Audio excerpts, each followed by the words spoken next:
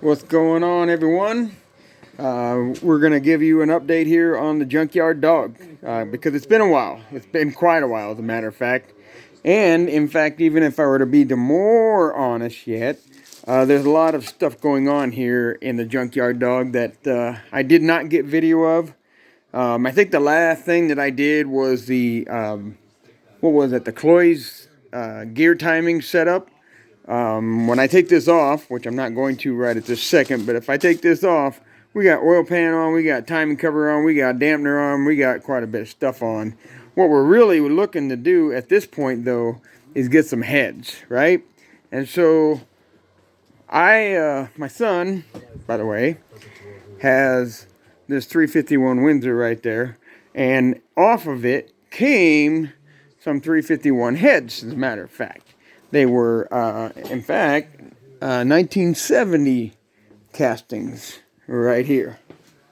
These are those heads right there. And as you can see, I actually took it over to the machine shop, and I had them machined off about 200,000 or 230,000 rather. And then when I got them back here, I actually put my tap into it and tapped them all out. I ended up pulling the studs out, tapped them out, milled them off. So these are ready for screw-in studs now, basically. These 351 heads. Now this is what came off of my son's 19. Let's see. I think that block over there is a 74 351 block, I believe. And but anyway, these 1970 351 heads came off of that. And I've been doing a lot of research, by the way, in regards to David Vizard. Go to David Vizard, or Vizard, or Vizard, I think is what he called himself. And anyway, they tell you how they port their heads and how they do all kinds of, chamber mods and whatnot, and how you flatten this area out right here into the exhaust valve, blah, blah, blah, makes 20 horsepower extra, so on and so forth. And that's exactly what I've been doing, actually. I mean, I haven't really been doing much, to be quite completely honest, but I've been doing a little bit here and there, and it's just been sporadic, and it's been all over the place. But one of the things that I did do is I did do the David Vizard Ford porting and chamber mods, and you can see that I actually did open up those chambers, the Ford ports and chambers and whatnot, really good, really big. Really didn't do a whole lot to the intake. They're pretty fine. I mean, they're already wide open as much as it is. But I did do, like I said, the chamber mods where, again, you kind of flatten this out. The whole idea, I guess, is before, see, you got the cylinder going up and down here.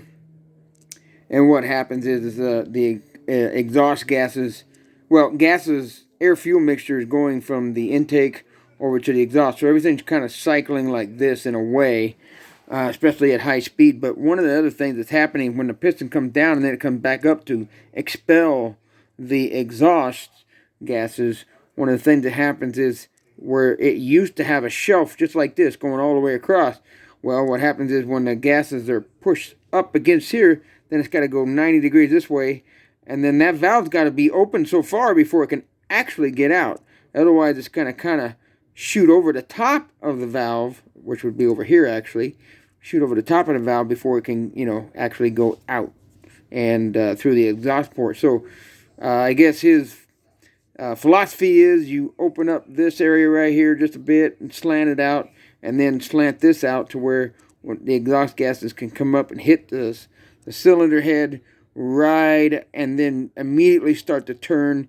And then as soon as that valve opens, it is able to escape right there, rather than having to kind of, again, this shelf would have been right there, and it just goes over the top. So you've got a little bit of opening of the exhaust valve in which the exhaust gases won't even be able to go in. It'll have to actually be going over the top of the valve itself to get to the other side to get out.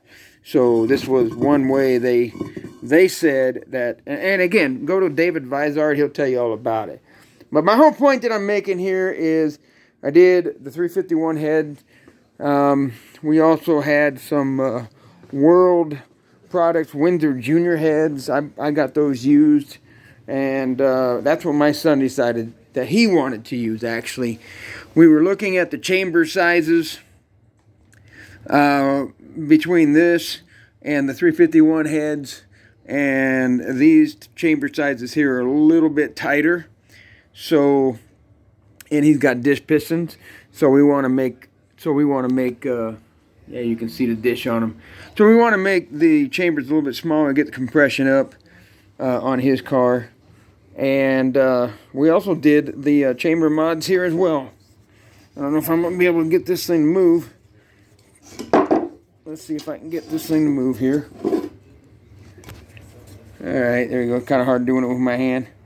But you can see, don't want to drop it. And I got some paint here, but I'm going to end up sanding that and scraping it out. But this is the intake, and you can see how this chamber is much smaller than those 351 heads. But you can see here that we kind of slanted right there as you go into the exhaust valve. And we did a little bit of porting just on the inside of the bowl area, and that's it. Otherwise, this is a pretty factory you know, chamber. We did slant it out here a little bit, but I left the intake side pretty much alone, other than just the edge here and up here where it's going to be flowing over to the exhaust valve. And then again, we put that slight slant right here to help get that gas to start turning, so it can go right into the valve. So this is what we did on, again, these are World Junior heads, actually, cast iron set. You know, I don't know. I think they're pretty hard to find now. We had one intake valve that was missing. Trying to get this thing put back, I guess. We had one intake valve that was missing, and we were able to call up, I can't remember who it is now. I think Urson Cams or whatever owns it now. But we were able to call them up, and we were able to get some brand new valve. So we got a replacement valve. It already had screw and studs and guide plates and all that kind of stuff. I put them all through the bead blaster, blasted them up really good, did a really good job of, you know, cleaning them out. And then, as you can see, I painted them, and I use the same paint method that I did on the Junkyard Dawg motor. Actually, I took and I cleaned them up really good, wiped them down, heated them up with the torch to make it Uncle Tony's garage. This is his method. And I, anyway, heated up with the torch until you can see the moisture kind of, it gets really slick looking and whatnot, and then it just evaporates. That's what I did the whole thing. Then I put the primer on it with the Rust-Oleum Rusty primer, and then the Royal Blue, and I did 2 coats of the Royal Blue, 1 coat of the primer. So again, I'm going to run a tap through all these threads that are all goobered up with the, you know, the paint, and you know, up here on top, I'll just run a little sander up here, and that'll sand that off. And the same thing, you know, with the intake surface here, wherever I need to get rid of it, I'll take care of that. But I just wanted to paint it. I was lazy, didn't really want to put a bunch of masking tape everywhere, but they'll look good, and it'll work just fine when we get all done. So yeah, here, take a look at this. Again, Uncle Tony's garage is where I got this from. So this idea of the paint, this is the gloss Royal Blue, so it looks like a Ford blue in a way, I guess. And this is the rusty metal primer. And like I say, you get it all cleaned up, which again, I use a bead blaster to get it really clean. And then I wiped it down with what is that stuff? Eastwood Pre, right here. Eastwood Pre Painting Prep. I got a whole bunch of that stuff. Wiped it down really good. Then, like I said, take a torch like so, and you heat that cast iron until it starts bleeding like it's wet, and then all of a sudden it evaporates, and then you go ahead and put your rusty metal primer on, and then 2 coats of Royal Blue. One of the things that I had to do, by the way, this was really thick. I mean really thick. So I added some paint thinner to it, and I may have done a little bit too much, but it works still. You you definitely have to do 2 coats now. Before, I think you could have done 1 coat, but it was just so thick that it wouldn't really spread out very nicely, and I didn't like that. So I kind of put a little bit of paint thinner. Again, I wish I would have not used so much, but nonetheless, 2 coats is what I do. So now, what am I doing? These are a set of C9 TE, so 69 casting style heads, and basically these babies, years ago, I actually, I don't know if you can't quite see there, but on the exhaust side you can. Let's get it over there. There we go. Exhaust side. See, I opened those babies up really big, ported them out some years ago. I've been using these heads. Well, anyway, I was going to use those 351 heads. So, you know, my son wanted to use the World Junior heads on his 351, right? And by the way, look for that video on my channel here at YouTube and Rumble. Look for 1980 Shaky Fox or Shaky Snake or whatever we call it. It's kind of something that he called it, rather. And the reason why we call it shaky is because the 351, we got this engine because it was shaking. Well, that's because they used the wrong flex plate. Right here, that one.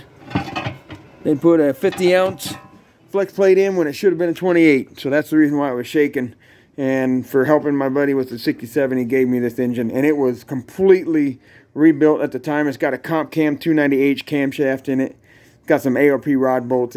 It's basically a rebuilt engine that probably doesn't even have more than 10 hours of runtime on it.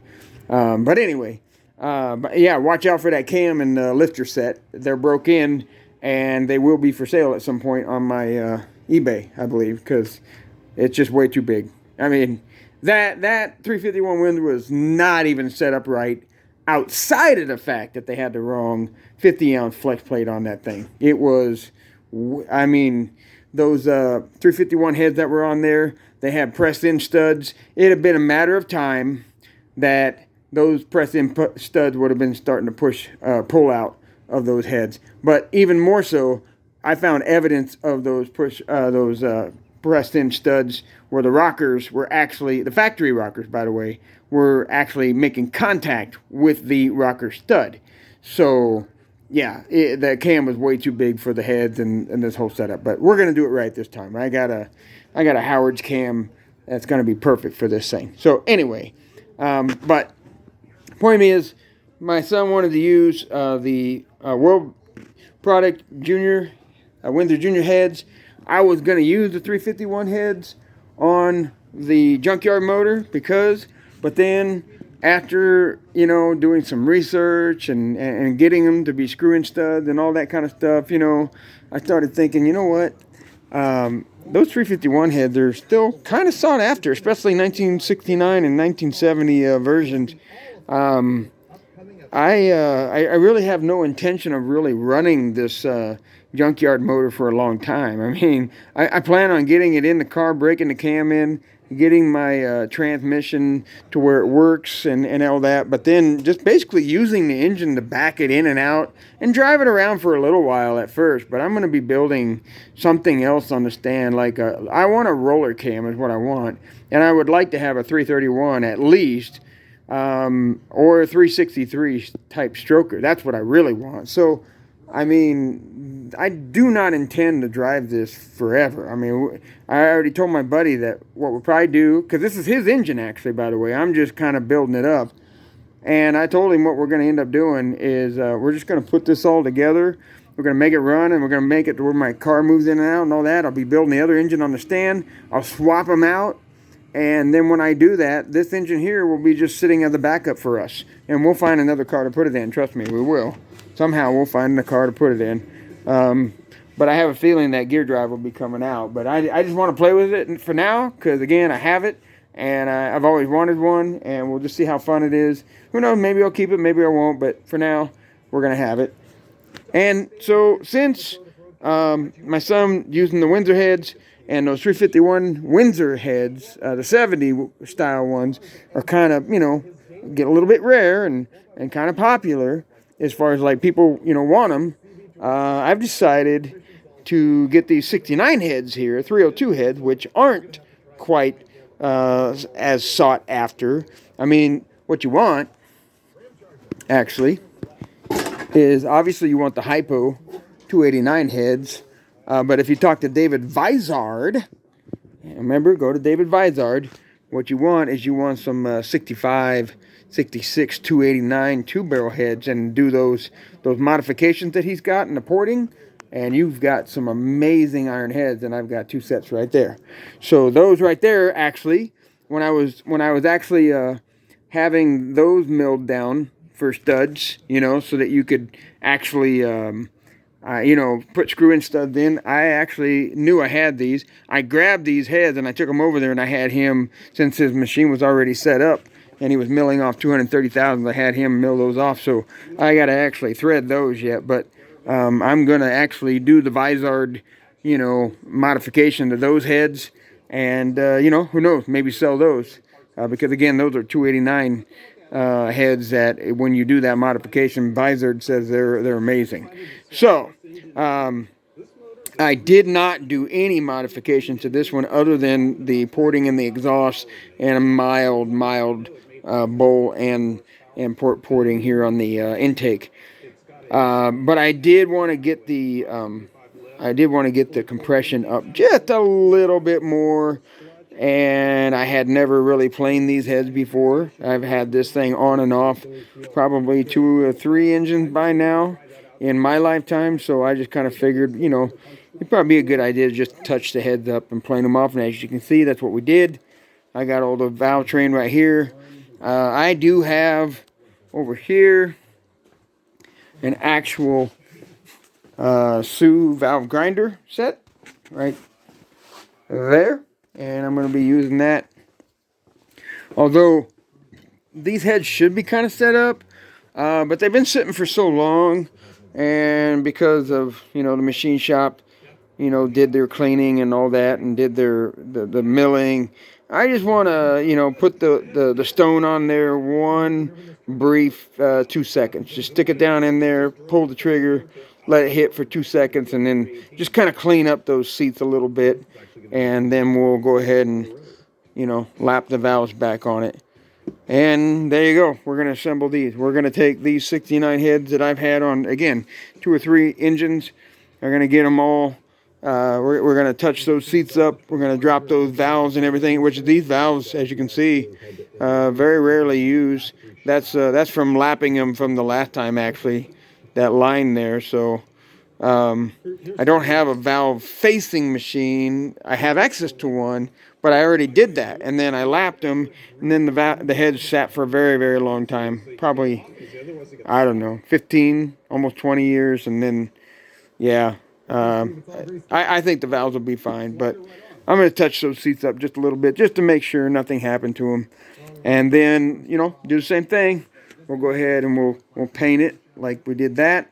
And we'll be sticking it on here. And finally, we are going to have a long block. And also, by the way, so you know, I got here, this is my son's 351 pen that goes in a Fox. But what do you think of this? I got a 1965, I think.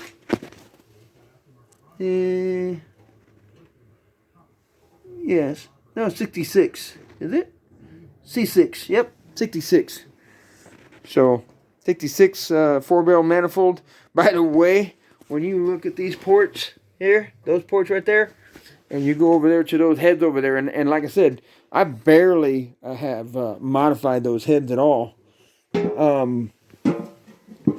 mean, barely at all have I modified those heads as far as porting.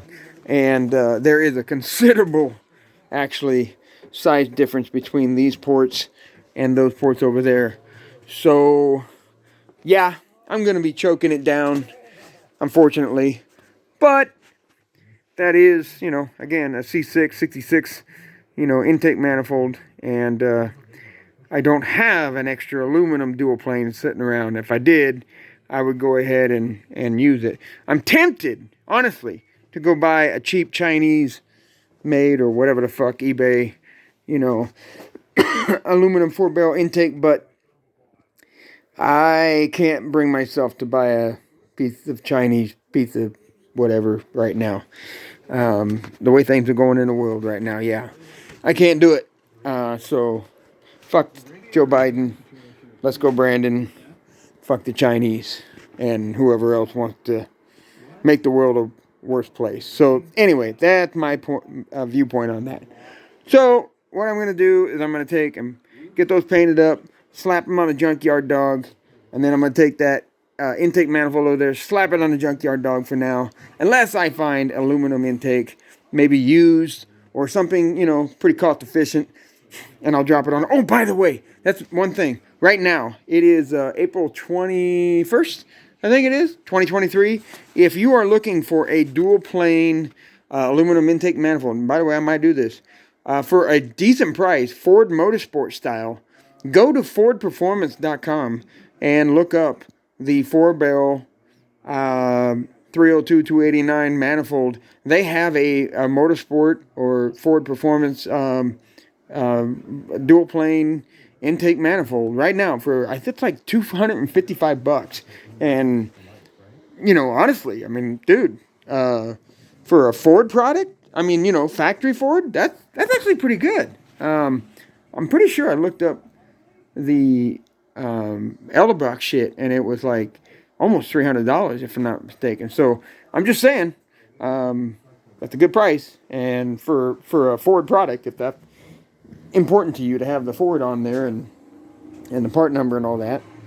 But anyway, this is my most recent update of the Junkyard Dawg engine, and apologize for not posting for a while, but you know, it is what it is, and this is where we are, and we're going to be moving on. So, and sorry to drag it on so long, but nonetheless, if you're following me, at least, you know, I don't know, somewhat, you're kind of interested or whatever, if you want to hear me talk. And besides that, you know, watch these guys. I mean, right? Dolce and Freiberger. I mean, you talk about people that just ramble on and on and on. That's these guys. Of course, they're doing cool shit, and they're sponsored and all that kind of stuff. I wish I was sponsored, but I'm not. But that's how it goes, right? All right, so come back next time. I'll try to make the video a little more interesting, maybe a little bit shorter, and get to the point a little faster. But I'm rambling all over. But I got a lot of projects going on here, and start looking out for that Fox body build. That should be coming. My car right now, just real quick, is over at my buddy's grandpa's house, and he's helping me take the waves out of the rear quarters in the back, and should be getting that back and start. Like I said, that's the first thing I intend to do when I get it back, is get this engine set in there and hopefully get it started and get the transmission all working and, you know, moving and all of that. That's my goal. And then that way I can have it in here and I can start it up and I can back it out, turn it around. I can do whatever I want with it. And then it's you know, time to start getting back together and doing some serious body work at this point. And then maybe getting some color, which, by the way, yes, here we go again. I'm on a tangent again, but my color, I'm going to do Snapper Rocks Blue by BMW. I forget the paint code, but that is the color that I am going to pick for my car. And I'm thinking about doing either blacked out or charcoal type trim and you know, wheels and that kind of shit with some I don't know, what do you want to call it? Not red, not like this kind of red, but like a maroon red, like a dark emerald red almost, I guess. I don't know what to call it, but I'm trying to look for something. Maybe, yeah, kind of like this, you know, maybe that dark, but it's got to have some candy to it or some pearlescent or something. But anyway, for like details, like for example, like disc brake calipers and, you know, maybe some emblem, one emblem on the front and one emblem on the back or something like that, but for some details. So that's my my thought, and that's what I'm going with. All right? Okay, guys, like, subscribe again, or rumble, whatever, and we'll be talking to you soon. Bye-bye.